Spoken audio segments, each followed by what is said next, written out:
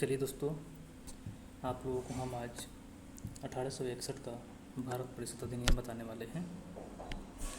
1861 का भारत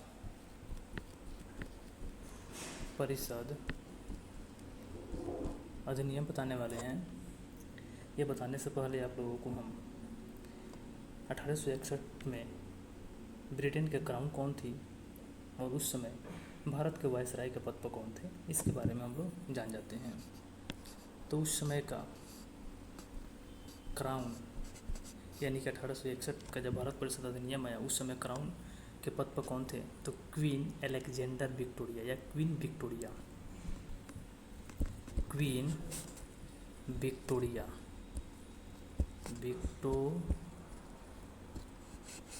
विक्टोरिया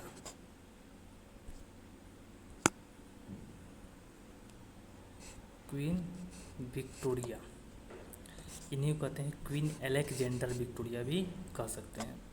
इस समय भारत का वायसराय कौन थे? इस समय भारत का वायसराय कौन थे? तो लॉर्ड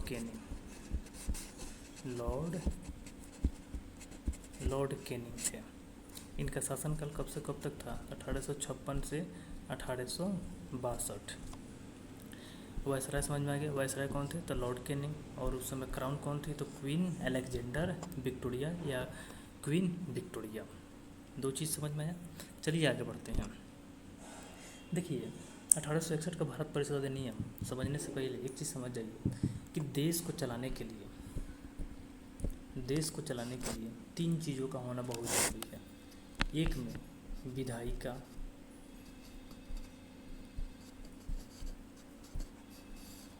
दो में कार्यपालिका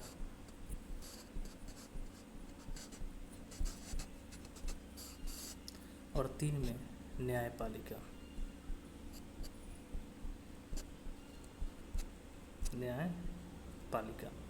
विधायिका का मतलब क्या होता है? जो विधि का निर्माण करता हो। विधि यानी कि कानून। जो विधि का निर्माण करे, कानून का निर्माण करे, उसे क्या कहते हैं? विधायिका कहते हैं। और कार्यपालिका का मतलब जो काम को करे, कार्य को करता हो। जिसे कार्यपालिका के अंतर्गत अभी कौन कौन आते हैं? तो राष्ट्रपति आएंगे, उपराष्ट्रपति आएंगे, प्रधानमंत्री आएंगे, मंत्रिमंडल आएंगे, सभी के सभी काम करते हैं। तो कार्यपालिका का मतलब यानी कि जो कार्य को देखता हो, काम को देखता हो। न्यायपालिका जो न्याय दिलाता हो। किसी भी देश को चलाने के लिए तीन चीज़ों का होना बहुत ज़रूरी है। एक कानून बनाए, दूसरे का विकास कैसे होगा उसका काम करे, और कोई अगर गलती हो गया तो उसको न्याय कैसे मिलेगा, उसको न्याय दिलाए।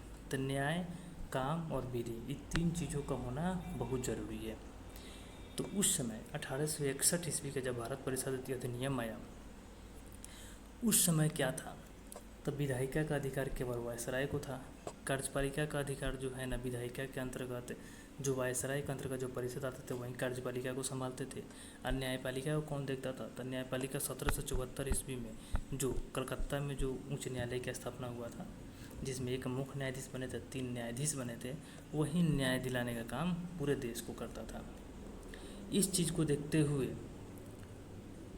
भारत परिषद अधिनियम जो आया, इन तीनों का विकेंद्रीकरण के बारे में सोचा लोग, और किया भी गया। इन तीनों का क्या किया गया था? विकेंद्रीकरण। तीनों का क्या किया गया?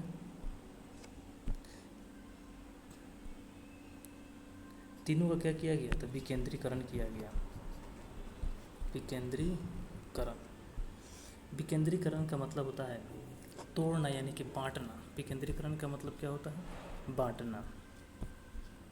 जैसे मान लीजिए कि आपके घर में अगर केवल आपके पापा अगर किसी काम को देखते हों तो इनके ऊपर बहुत ज़्यादा टेंशन का सामना करना पड़ता होगा, इनके ऊपर बहुत सारी टेंशन रहती होगी।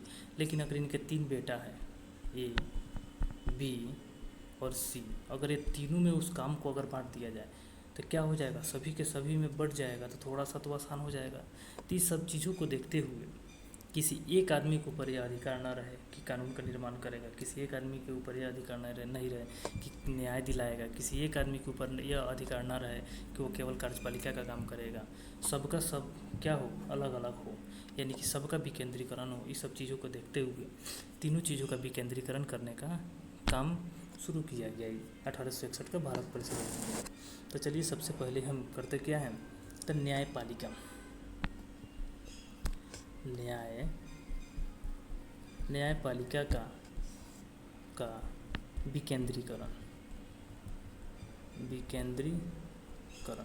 आपसे कोई क्वेश्चन पूछेगा कि न्यायपालिका, विधायिका और कार्यपालिका का विकेंद्रीकरण किस भारत परिषद अधिनियम के तहत हुआ, तो 1861 का भारत परिषद अधिनियम के तहत तीनों का विकेंद्रीकरण हुआ। तो सबसे पहले न्यायपालिका का हम विकेंद्रीकरण देखते हैं।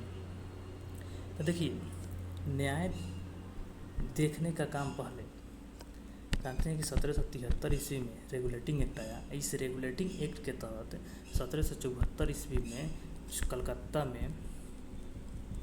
कलकत्ता में एक उच्च न्यायालय की स्थापना किया गया। उच्च न्यायालय की स्थापना किया गया। इसमें 4 न्यायाधीश थे, जिसमें से एक मुख्य न्यायाधीश थे, 3 अन्य न्यायाधीश थे। तो न्याय देने का काम केवल कलकत्ता उच्च न्यायालय के पास ही था। लेकिन देखा गया कि अगर एक ही न्यायालय है और एक ही न्यायालय जो है ना सबका न्याय दे रहा है, भाई जिम्मेदारियाँ बहुत ज़्यादा आ जा रही है, लोड बहुत ज़्यादा हो जा रहा है, तो इससे काम नहीं चलेगा। इसलिए न्यायपालिका का विकेंद्रीकरण करना बहुत ज़रूरी है। और न्यायपालिका का विकेंद्रीकरण करते हुए 3 हाई कोर्ट का निर्माण किया गया। 3 हाई कोर्ट का निर्माण किया गया 1861 का भारत परिषद अधिनियम के तहत। 3 हाई कोर्ट कौन कौन है सबको बताते हैं। एक में है मद्रास, 2 में है बॉम्बे और 3 में है कलकत्ता। ये 3 हाई कोर्ट का निर्माण किया गया। Madras high court, Bombay high court, Calcutta high court. 1861 का भारत परिषद अधिनियम के तहत उच्च न्यायालय एक्ट लाया गया और तीनों का जो है ना, तीनों के अंतर्गत हाई कोर्ट का निर्माण कब किया गया था, 1862 ईस्वी में। जैसे 1773 ईस्वी का रेगुलेटिंग एक्ट है, इसी में कहा गया कि एक उच्च न्यायालय होना चाहिए। अब उच्च न्यायालय का स्थापना कब हुआ था, 1774 ईस्वी में। उसी तरह 1861 का भारत परिषद अधिनियम आया, लेकिन उच्च न्यायालय की हाई कोर्ट का स्थापना कब हुआ थी, तो 1862 ईस्वी में। तो ये चीज़ याद रखिएगा। क्वेश्चन कहेगा कि उच्च न्यायालय की स्थापना किस भारत परिषद अधिनियम के तहत हुआ, तो मद्रास, बम्बई और कलकत्ता में उच्च न्यायालय की स्थापना जो हुआ है वो 1861 के भारत परिषद अधिनियम के तहत 1862 ईस्वी में हुआ है। अभी जो है तत्काल में भी भारत में कितने उच्च न्यायालय हैं, कितने हाई कोर्ट हैं, तब 25 हाई कोर्ट है। कितने हाई कोर्ट है, 25 हाई कोर्ट है। क्वेश्चन जीके में पूछा हुआ है। आपसे कहेगा मद्रास हाई कोर्ट का स्थापना कब हुआ था, 1862 में। बम्बे हाई कोर्ट का स्थापना कब हुआ, 1862 में। कलकत्ता हाई कोर्ट का स्थापना कब हुआ, 1862 में। तो देखिए, न्यायपालिका को क्या कर दिया गया, विकेंद्रीकरण कर दिया गया। पहले एक था कलकत्ता उच्च न्यायालय, अब क्या कर दिया गया, 3 और बढ़ा दिया गया, मद्रास, बम्बे और कलकत्ता में 3-3 हाई कोर्ट का स्थापना कर दिया गया। यानी कि विकेंद्रीकरण तो हो गया, ठीक है। धीरे धीरे और बढ़ते गया और आज अभी कितना हाई कोर्ट है, तो 25 हाई कोर्ट है। चलिए अब देखते हैं विधायिका का।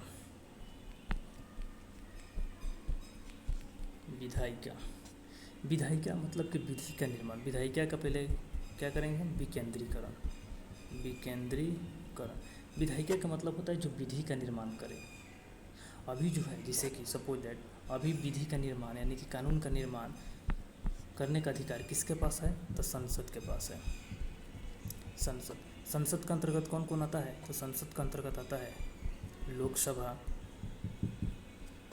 राज्यसभा और राष्ट्रपति। ये तीनों मिलकर क्या करता है, तो विधि का निर्माण करता है। यानी कि विधि का निर्माण कौन करता है, तो संसद करता है। अगर संसद ऑप्शन नहीं रहे, अगर ये तीनों में से कोई रहे, तो आप ये तीनों को मारिएगा। तो संसद के अंतर्गत कौन कौन आता है, लोकसभा, राज्यसभा और राष्ट्रपति, तीनों आता है, ठीक है। अब देखिए, जो विधि जो होता है, विधि वो 2 प्रकार का होता है। विधि कितने प्रकार का, 2 प्रकार का। एक होता है अस्थाई विधि, अस्थाई कानून एक होता है, और अस्थाई कानून। एक होता है अस्थाई कानून, एक होता है अस्थाई कानून। तो जो संसद के द्वारा जो कानून बनाया जाएगा, संसद के द्वारा यानी कि संसद का है तो लोकसभा, राज्यसभा और राष्ट्रपति, तो संसद के द्वारा जो कानून बनाया जाएगा उसे अस्थाई कहा जाएगा। लेकिन जो राष्ट्रपति के द्वारा जो कानून बनाया जाएगा वो क्या होता है, अस्थाई होता है। राष्ट्रपति के द्वारा जो कानून बनाया जाता है वो क्या होता है, अस्थाई होता है। इसका वैलिडिटी मात्र 6 मंथ का ही रहता है, 6 मंथ का ही रहता है। 6 मंथ के बाद ये क्या हो जाता है, ख़त्म हो जाता है। तो राष्ट्रपति के द्वारा जो कानून बनाया गया अस्थाई, इसको हम कहते हैं अध्यादेश। क्या कहते हैं, अध्यादेश कहते हैं। देखिए, यानी कि आपसे कोई कहेगा कि राष्ट्रपति जो है ना अध्यादेश जारी करता है, कब करता है, किस स्थिति में करता है, तो जब लोकसभा और राज्यसभा नहीं रहे, यानी कि लोकसभा और राज्यसभा की अनुपस्थिति में करता है। मान लीजिए कि कोई अर्जेंट कोई कानून आ गया और लोकसभा नहीं है, राज्यसभा नहीं है, तो भाई अर्जेंट कानून बनाना है तो कौन बनाएगा, राष्ट्रपति बनाएगा। लेकिन इसका वैलिडिटी कितना दिन का रहेगा, मात्र 6 महीना के ही रहेगा। तो राष्ट्रपति के द्वारा जो कानून बनाया गया उसे क्या कहते हैं, अध्यादेश कहते हैं। अब यहाँ पे क्वेश्चन कहेगा कि राष्ट्रपति को जो अध्यादेश जारी करने का अधिकार जो रहता है किस अनुच्छेद में लिखा गया है, तो राष्ट्रपति का अध्यादेश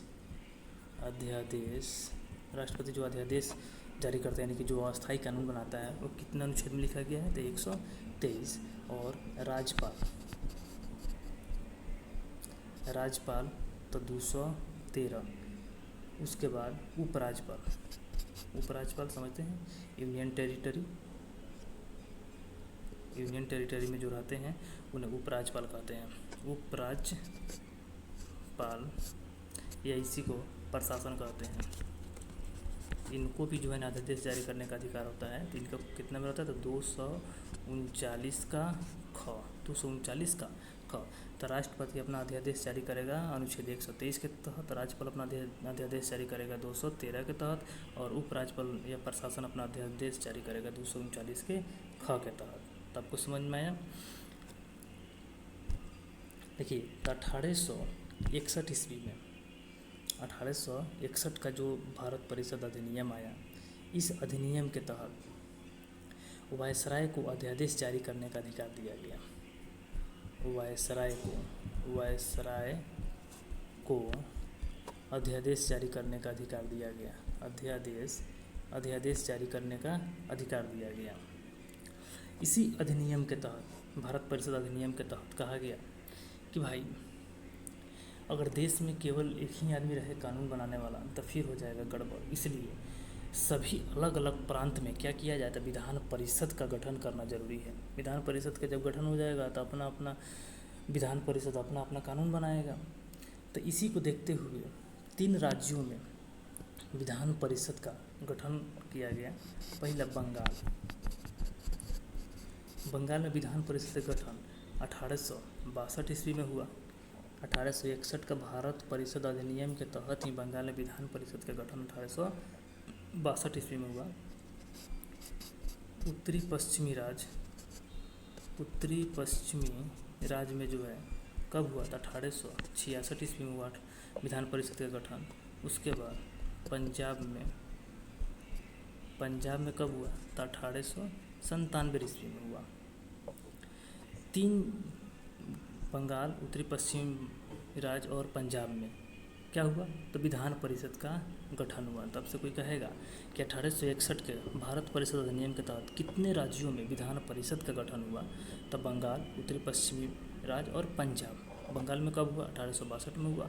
और उत्तरी पश्चिम में कब हुआ, तो 1866 में हुआ। पंजाब में कब हुआ, तो 1897 में हुआ। तो देखिए 3 जगह तो हो गया विधान परिषद का गठन। अब भाई अपना अपना यह कानून अपना बनाएगा, विधि का निर्माण करेगा, यानी कि विधायिका का विकेंद्रीकरण हुआ कि नहीं हुआ, हो गया यहाँ भी।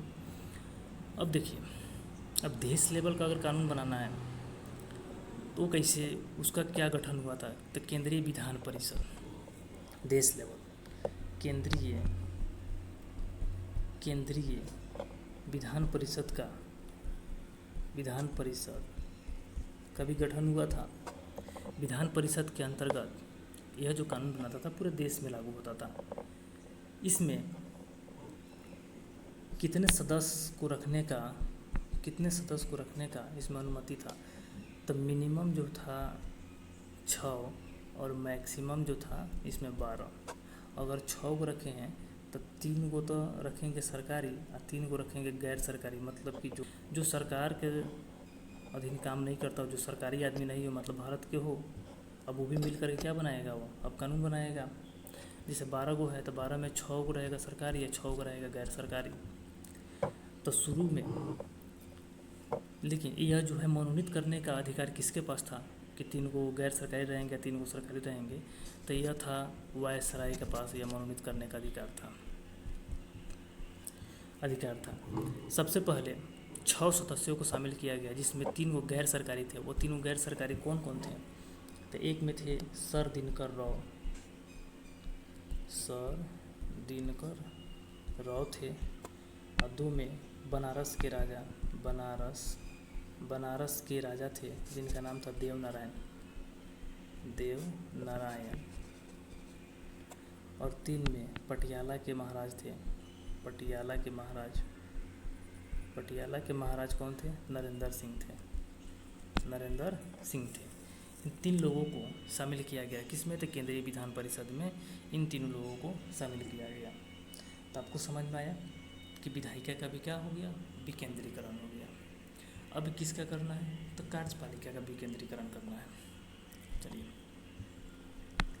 अब कार्यपालिका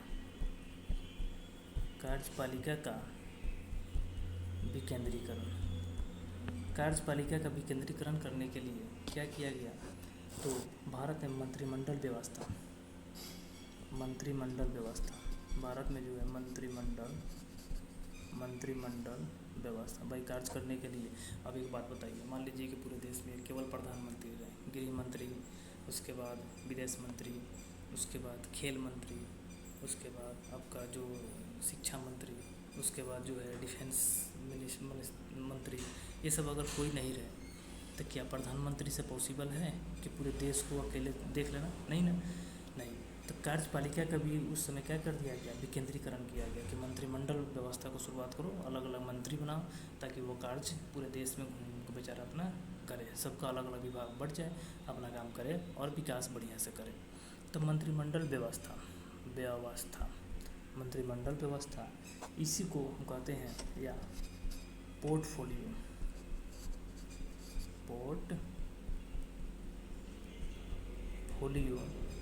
या इसी को कहते हैं समविभागीय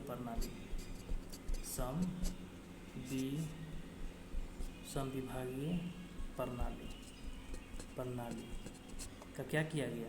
तो गठन किया गया, यानी कि व्यवस्था शुरू की गई। इन तीनों की व्यवस्था क्या की गई? शुरू की गई। मंत्रिमंडल व्यवस्था, पोर्टफोलियो और समविभागीय प्रणाली की क्या की गई? तो शुरुआत की गई।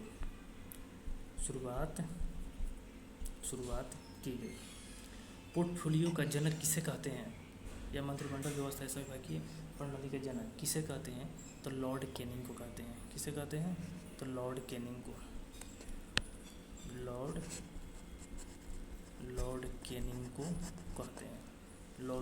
कहते हैं। आपसे क्वेश्चन कितना बार कि बहुत सारे एग्जाम पूछा हुआ है कि पोर्टफोलियो का जनक किसे कहते हैं? तो लॉर्ड कैनिंग को कहते हैं, क्योंकि ये स्टार्ट इन्होंने नहीं कराया, क्योंकि उस समय का वायसराय यहीं थे, तो कराएगा कौन? यहीं ना कराएंगे। तो चलिए समझ में आया। चलिए आगे बढ़ते हैं। तब तीनों के तीनों देख लिए कि विधायिका का विकेंद्रीकरण हुआ, कार्यपालिका का विकेंद्रीकरण हुआ, और उसके बाद न्यायपालिका का भी विकेंद्रीकरण हुआ। वायसराय को अध्यादेश जारी करने का अधिकार दिया गया। उसके बाद यहाँ पे बंगाल, उत्तरी पश्चिमी प्रांत और पंजाब में जो है विधान परिषद का गठन कर दिया गया। पोर्टफोलियो विभागीय प्रणाली या मंत्रिमंडल व्यवस्था की शुरुआत कर दी गई। ये सब चीज़ों को आपको जानकारी होगी। चलिए 1861 के बाद अब आगे पढ़ाते हैं 1873 का अधिनियम। 1873 का अधिनियम, यह अधिनियम क्या था?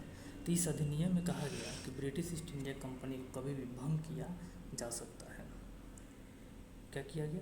कभी भी भंग किया जा सकता है। ब्रिटिश ईस्ट इंडिया कंपनी को कभी भी भंग किया जा सकता है, यानी कि उसको समाप्त ही कर दिया जा सकता है। तो 1873 का जो अधिनियम आया, इसमें कहा गया कि ब्रिटिश ईस्ट इंडिया कंपनी को जो है ना कभी भी भंग किया जा सकता है। और इसी अधिनियम के तहत 1 जनवरी 1884 ईस्वी को ब्रिटिश ईस्ट इंडिया कंपनी को क्या कर दिया गया, तो भंग कर दिया गया। तो आपसे क्वेश्चन पूछेगा कि ब्रिटिश ईस्ट इंडिया कंपनी को फाइनली कब भंग कर दिया गया, तो 1 जनवरी 1884 ईस्वी को। किस अधिनियम के तहत, 1873 के अधिनियम के तहत। तो फाइनली आप लोगों को समझ में आ गया 1861 का और 1873 का। अगर आप लोगों को समझ में नहीं आया होगा तो फिर से आप वीडियो को बैक करके आप फिर से देखिए, आपको समझ में ज़रूर आ जाएगा। इसके बाद अब आप लोगों को लेकर के आएंगे 1892 का भारत परिषद अधिनियम। चलिए, धन्यवाद।